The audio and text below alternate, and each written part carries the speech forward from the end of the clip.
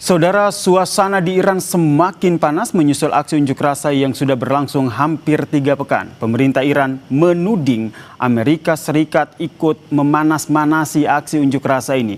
Lalu bagaimana masa depan pemerintahan Iran? Kami membahasnya bersama dengan pakar hubungan internasional UNPAD, Mas Teguh Rejasa yang telah bergabung bersama kami di Kompas Petang. Selamat petang, Mas Reja. Selamat petang, salam dari UNPAD di Bandung. Anda melihat ini aksi unjuk rasa dan kejadian yang terjadi di Iran ini semata-mata hanya dipicu oleh masalah ekonomi atau ada penyebab lain? Terlebih kalau kita kaitkan dengan tudingan bahwa Amerika berada di balik kekacauan ini. Terima kasih. Kalau kita menyimak dari statement para duta besar Iran di seluruh dunia, yang terjadi adalah keterlibatan intelijen asing yang memperburuk ekonomi Iran. Dan untuk itu pemerintah Iran melakukan berbagai tindakan untuk mengamankan ya, misalnya melakukan penangkapan. Dan saat ini kalau kita melihat berapa orang yang sudah meninggal, itu kita berhadapan dengan informasi yang simpang siur. Tapi pada saat ini kita melihat bahwa pemerintah Iran sudah memutuskan aliran telepon dan internet.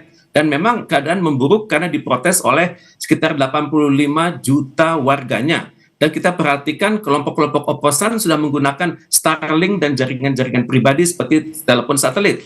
Yang menariknya adalah perbedaan dalam jumlah kematian ya.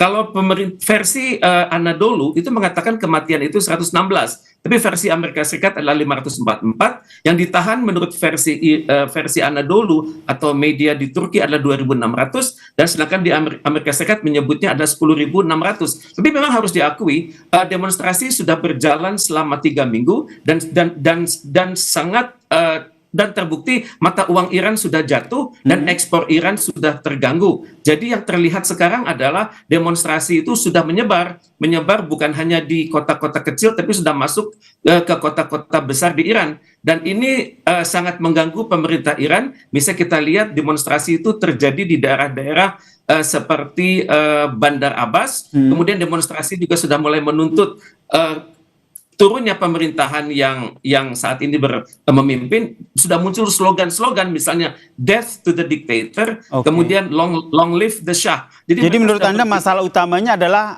ekonomi yang semakin terpuruk ya. Ditambah lagi nih tadi menarik Anda sampaikan bahwa ada pengaruh dari intelijen asing di sini. Asing yang dimaksudkan di sini siapa?